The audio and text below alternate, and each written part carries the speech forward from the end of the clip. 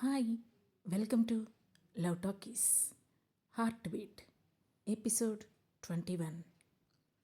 అనురాగ్కి unknown number నుంచి call రావడంతో lift చేసి హలో అన్నాడు. అవతల వైపు నుంచి హలో రాగ్ అని ఒక గొంతు వినిపించడంతో ఆ గొంతు విని షాక్ అవుతూ తాతయ్య అని పిలిచాడు అనురాగ్. నేనే రాగ్, నేను చెప్పేది ముందు చాలా జాగ్రత్తగా విను. నాకేం కాదు, నేను సేఫ్గానే ఉన్నాను. వీళ్ళకి కావాల్సింది ఇచ్చే వరకు వీళ్ళు నన్ను ఏమీ చేయరు. కాబట్టి నువ్వు వెంటనే ఇక్కడి నుంచి వెనక్కి వెళ్ళిపో రాగ్, ప్లీజ్ అని అన్నాడు అనురాగ్ తాతయ్య వీరరాఘవ. ఆ మాటతో అసలు ప్రాబ్లం ఏంటి తాతయ్య? నేను వాళ్ళు ఎందుకు కిడ్నాప్ చేశారు? వాళ్ళకి కావాల్సిందేంటో వాళ్ళకి ఇచ్చేసి నువ్వు వచ్చేసే తాతయ్య అని చిన్నపిల్లాడిలా అడిగాడు అనురాగ్. అది నేను ఇచ్చేదే అయితే వాళ్ళకి ఎప్పుడో ఇచ్చేవాడిని కదా అనురాగ్. ఇది ఎట్టి పరిస్థితుల్లోనూ ఎవరికి దక్కడానికి వీల్లేదు రాగ్ అని అంటున్న వీరరాఘవ మాట పూర్తవకముందే ఫోన్ లాక్కున్న రౌడీ, ఏయ్ ముసలోడా, అది నీ నుంచి ఎలా తీసుకోవాలో మాకు బాగానే తెలుసు అని వీరరాఘవతో చెప్పి వెంటనే అతను ఫోన్లో మాట్లాడుతూ, చెప్పాడు కదా మీ తాత, ఆయన్ని మేమేం చెయ్యం, కనుక నువ్వు ఇక వచ్చిన దారిని వెనక్కి వెళ్ళిపో అని పొగరుగా అన్నాడు. ఆ మాటతో ఇప్పటి వరకు మా తాతయ్య గొంతు వినలేదు కాబట్టి భయపడ్డాను. ఇప్పుడు విన్నాను కదా, లెక్క ప్రకారం మీరు నిజంగానే మా తాతయ్యని ఏమీ చేయలేరు. సో నేను మా తాతయ్యని కనిపెట్టి మీ దగ్గర నుంచి విడిపించుకునే వెళ్తాను అని అన్నాడు అనురాగ్. ఏయ్, చెబితే అర్థం కావడం లేదా? ఇక్కడి నుంచి వెళ్ళకపోతే నేను మీ తాతయ్యని ఏమీ చేయను అనే మాట నిజమే, కానీ నీ చుట్టూ నీ వాళ్ళున్నారు కదా, వాళ్ళ సంగతేంటి? వాళ్ళని ఎలా సేవ్ చేస్తావు అని అన్నాడు రౌడీ. నా వాళ్ళని ఎలా కాపాడుకోవాలో నాకు బాగా తెలుసు. ముందు నా నుంచి మీరు ఎలా తప్పించుకుంటారో అదే ఆలోచించుకోండి అని అన్నాడు అనురాగ్. ఆ మాటతో షాక్ అయిన రౌడీ, నువ్వు చాలా ఎక్కువగా మాట్లాడుతున్నావు. ఖచ్చితంగా దీనికి పర్యవసానం అనుభవిస్తావు. మాకు మీ తాతయ్య ప్రాణాలుంటే చాలు. ఆయన కాళ్ళు చేతులతో పెద్దగా పనిలేదు. సో ఈ విషయం గుర్తుపెట్టుకొని నీ నెక్స్ట్ స్టెప్ తీసుకో అని చెబుతూనే ఫోన్ కట్ చేశాడు రౌడీ. కట్ అయిన ఫోన్ వంక కోపంగా చూసిన అనురాగ్ వెంటనే సుబ్బు అని గట్టిగా పిలిచాడు. అప్పటి వరకు రూమ్లో హరిణితో గిల్లి కజ్జాలు పెట్టుకుంటున్న సుబ్బు అతని పిలుపుకి పరిగెత్తుకుంటూ వచ్చి, ఏంటి రాగ్, ఏమైంది అని కంగారుగా అడిగాడు. ముందు నువ్వు ఆ హరిణితో గొడవ పట్టం ఆపు. తనిప్పుడు మనతో ఉండడం చాలా ముఖ్యం. నువ్వు ఇలా గొడవ పడితే తను వెళ్ళిపోతుంది అని సీరియస్గా అన్నాడు అనురాగ్. నేనెక్కడ గొడవ పడుతున్నాను, తనే నాతో గొడవ పడుతుంది అని అన్నాడు సుబ్బు. తను ఏమన్నా సరే నువ్వు నోరు మూసుకొనుండు. అండ్ ఈ నెంబర్ ఎక్కడి నుంచి వచ్చిందో, ఎవరి పేరు మీద ఉందో డీటెయిల్స్ అన్నీ కనుక్కో అంటూ అంతకుముందు రౌడీ తనకు ఫోన్ చేసిన నెంబర్ను సుబ్బుకి ఫార్వర్డ్ చేశాడు అనురాగ్. ఆ నెంబర్ చూసిన సుబ్బు అక్కడి నుంచి బయటికి వెళ్ళి కొన్ని ఫోన్ కాల్స్ మాట్లాడాడు. ఆ తర్వాత లోపలికి వచ్చిన సుబ్బు రాగ్ హరిని మాట్లాడుకుంటుంటే రాగ్ దగ్గరికి వెళ్ళి, రాగ్ నీతో మాట్లాడాలి అని సీరియస్గా అన్నాడు. ఆ సీరియస్నెస్ చూసి అబ్బో చాలా ఓవర్ చేస్తున్నాడు అని మనసులోనే అనుకుంది హరిణి. దాంతో రాగ్ పైకి లేచి, సరే హరిణి, నువ్విక్కడే మిహిర దగ్గర ఉండు, నేను మళ్ళీ వచ్చి మాట్లాడతాను అని సుబ్బుతో బయటికి వచ్చాడు అనురాగ్. అప్పుడు సుబ్బు అతనితో, అరే రాగ్, నువ్విచ్చిన ఈ నెంబర్ ఇక్కడికి కేవలం 200 కిలోమీటర్స్ దూరంలోనే ఉంది. మనకు అక్కడి నుంచే కాల్ వచ్చింది. అదొక ప్రైవేట్ ఐలాండ్ అని చెప్పాడు సుబ్బు. ఆ మాటతో నుదురు చిట్లించిన అనురాగ్, అంత ఈజీగా వాళ్ళ గురించి మనకు తెలుస్తుందని తెలిసి కూడా వాళ్ళు నాకెందుకు కాల్ చేసుంటారు?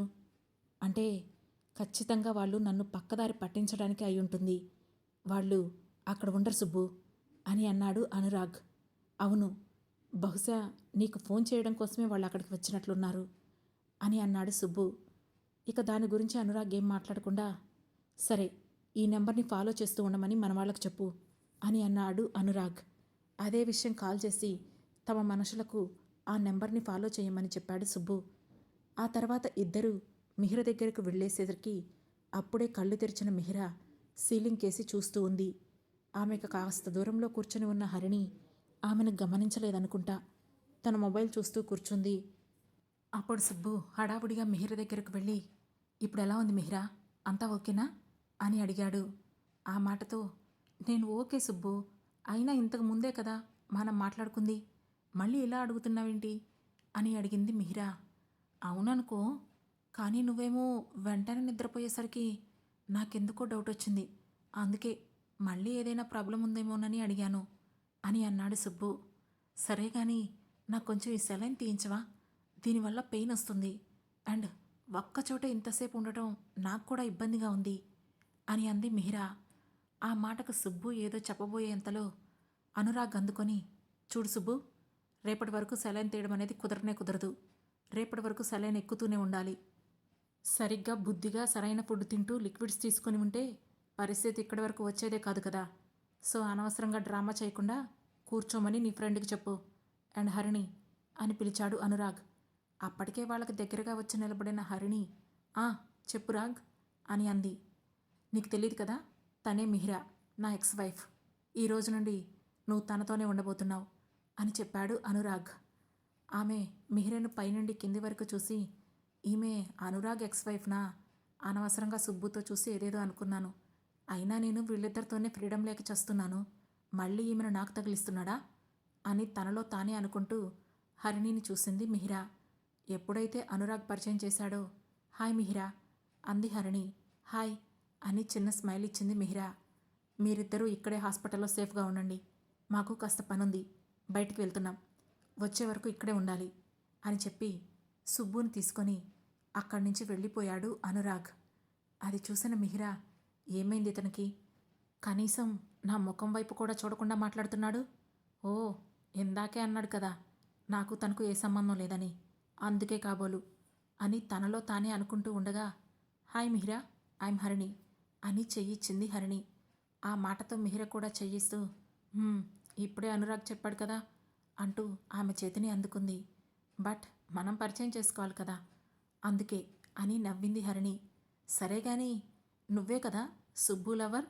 అసలు నీకు ఈ సుబ్బు ఎక్కడ తగిలాడు? నువ్వు తనని ఎప్పుడు ఎలా లవ్ చేశావు? మీ ఇద్దరికి బ్రేకప్ ఎందుకైంది? మీ లవ్ స్టోరీ ఏంటో చెప్పు అని బెడ్పై వెనక్కి ఆనుకొని సర్దుకొని కూర్చుంటూ అడిగింది మిహిరా. అది ఇప్పుడు చెప్పేంత సూపర్ స్టోరీ ఏం కాదులే, ఇప్పుడొద్దు, తర్వాత ఎప్పుడైనా చెబుతాను అని అంది హరిణి. ఇప్పుడు కూడా మనం ఇక్కడ కూర్చొని చేయడానికి పెద్ద పనే లేదు కదా, చెప్పొచ్చు కదా అని అంది మిహిరా. ఆ మాటతో, సరే చెబుతాను విను. ఒకరోజు నేను కాలేజీకి వెళ్ళడం కోసం బస్ స్టాప్లో వెయిట్ చేస్తున్నాను. ఇంతలో వర్షం వస్తుంటే ఈ సుబ్బు షర్టును వెనక నుంచి మడిచి తల మీద కప్పుకొని పరిగెత్తుకుంటూ వచ్చి నా పక్కనే నుంచున్నాడు. నేను అప్రయత్నంగా సుబ్బు వైపు చూశాను. అంతే, నా వైపు చూసిన సుబ్బు, మీ పెదాలపై ఏదో మెరుపు కనిపించింది అని అన్నాడు. అని హరిణి ఇంకా ఏదో చెప్పబోతుంటే మిహిర మధ్యలో అందుకొని, అప్పుడు నువ్వేమో మీరు నా పళ్ళకి వేసిన క్లిప్ కారణంగా అయి ఉండొచ్చు అని చెప్పారు, అంతేనా అని వెటకారంగా అడిగింది మిహిర. ఎస్ మిహిరా, అంతే అని అంది హరిణి. ఆ మాటతో, నేను జులాయి సినిమా నాకు తెలిసి ఇప్పటికి ఒక 50 సార్లు చూసుంటా. నువ్వు ఆ సినిమాలో సీన్ దించేసి చెప్పాలని నాకెందుకు చెబుతున్నావు అని నవ్వుతూ అడిగింది మిహిరా. ఎందుకంటే ఇప్పుడు నా లవ్ స్టోరీ గుర్తు చేసుకునే ఇంట్రెస్ట్ నాకు లేదు కనుక అని చెప్పింది హరిణి. ఇక ఆ మాటతో ఆ టాపిక్ ఆపేసిన మిహిరా హరిణి స్టడీస్ గురించి, జాబ్ గురించి అడగడం మొదలుపెట్టింది. అప్పుడు హరిణి తాను ఐలాండ్లో ఉండే ప్రజల జీవన విధానం మీద పిహెచ్డి చేస్తున్నానని, దానికోసమే ఆ చుట్టుపక్కల తిరుగుతున్నానని చెప్పింది. హరిణి కూడా మిహిర ఫ్యామిలీ బ్యాక్గ్రౌండ్ గురించి, స్టడీస్ గురించి అడిగి తెలుసుకుంది. తన గురించి ఏమీ దాచకుండా చెప్పింది మిహిర.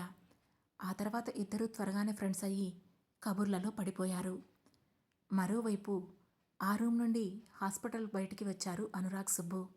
ఏంటి రాగ్, బయటికి ఎక్కడికి వెళ్ళాలి, ఎందుకు తీసుకొచ్చావు అని అడిగాడు సుబ్బు.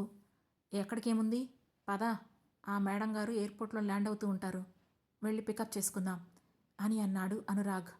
ఆ మాట వినగానే, మీ మేడం గారిని పికప్ చేసుకోవడానికి నేనెందుకులే, నువ్వు వెళ్ళు, అసలే ఆవిడికి నన్ను చూస్తేనే మండిపోతుంది అని అన్నాడు సుబ్బు. నువ్వు లేకుండా నేను ఎక్కడికైనా వెళ్తానా ఏంటి అని ఇన్నోసెంట్గా ఒక డైలాగ్ వేశాడు అనురాగ్. రే, మరీ ఇంత లెంతొద్దురా ప్లీజ్. అయినా అసలు తను నన్ను ఎలా ట్రీట్ చేస్తుందో నీకు తెలుసు కదా, నేను వీళ్ళిద్దరికీ తోడుగా ఇక్కడే ఉంటానులే, నువ్వు వెళ్ళిరా అని మళ్ళీ అన్నాడు సుబ్బు. నువ్విక్కడే ఉంటే ఊరికే హరిణితో గొడవ పెట్టుకుంటావు, మీరిద్దరు గొడవ పెట్టుకుంటా ఉంటే అది మిహిరకి ఇబ్బంది అవుతుంది అని అన్నాడు అనురాగ్. ఓహో, అంటే ఇప్పుడు నీ మాజీ భార్య గారికి ఇబ్బంది అవుతుందని నన్ను పట్టుకెళ్తున్నావా? బాగుందిరా, పైకి కోపంగా కనిపిస్తావు కానీ నీకు మిహిర్ అంటే చాలా ఇష్టం అని అన్నాడు సుబ్బు. నీ ఇష్టం వచ్చినట్లు అనుకో, ముందైతే పద. అక్కడ మాయా ఫ్లైట్ దిగి ఉంటే లేట్ చేసినందుకు నాకు, నాతో పాటు ఉన్నందుకు నీకు కూడా అక్షంతలు పడతాయి అని అంటూనే కారు వైపు నడిచాడు అనురాగ్. దాంతో అతని వెంటే నడుస్తూ ఆ మాయకి వీడు భయపడేది కాక నన్ను కూడా భయపెట్టిస్తున్నాడు అని విసుక్కున్నాడు సుబ్బు. ఆ తర్వాత ఇద్దరూ కార్ స్టార్ట్ చేసుకొని ఎయిర్పోర్ట్కి వెళ్లారు. కాసేపటికి కార్ పార్క్ చేసి ఎయిర్పోర్ట్లోకి వెళుతూ ఉండగానే ఫ్లైట్ దిగి ఎయిర్పోర్ట్ నుంచి లోపలికి వస్తూ కనిపించింది మాయా. ఆమెను చూస్తూనే వచ్చేసిందిరా, ఇక నా ఫ్రీడమ్ అంతా పోయింది అని మెల్లగా గొనుక్కున్నాడు అనురాగ్. నీ ఫ్రీడమ్ ఏంటి? నీ చుట్టూ ఉన్న అందరి ఫ్రీడమ్ను పోగొడతావు. నువ్వేంటో ఆవిడేంటో మీకే తెలియాలి అని పళ్ళు కొరికాడు సుబ్బు. షటప్ సుబ్బు అని అనురాగ్ విసుక్కుంటూ ఉండగానే హాయ్ రాగ్ అంటూ పరిగెత్తుకుంటూ అక్కడికి వస్తూ కనిపించింది మాయా. వెంటనే హాయ్ మాయా అంటూ ఆమెకి ఎదురుగా వెళ్ళాడు అనురాగ్. సరిగ్గా ఆమె దగ్గరికి వచ్చి ఆల్మోస్ట్ హక్ చేసుకుంటుంది అనగా అక్కడే ఏదో కింద పడినట్లు వెంటనే ఒక అడుగు పక్కకు వేసి వంగి కిందకి తీస్తూ ఉన్నాడు అనురాగ్. కానీ ఫోర్స్ మీద వచ్చిన మాయా అనురాగ్ను హక్ చేసుకోబోయేసరికి అతను కిందకు కూర్చోవడంతో అతని వెనకే ఉన్న సుబ్బుని హక్ చేసుకుంది. అది ఏమాత్రం ఎక్స్పెక్ట్ చేయని సుబ్బు బ్యాలెన్స్ చేయలేక ఆమె తన మీద పడేసరికి అతను కింద పడిపోయాడు. మాయ కూడా అతని మీదనే పడిపోయింది. అది చూసి అక్కడున్న అందరూ షాక్ అవుతుండగా అనురాగ్ మాత్రం పైకి లేచి ముసిముసి నవ్వులు నవ్వుకున్నాడు.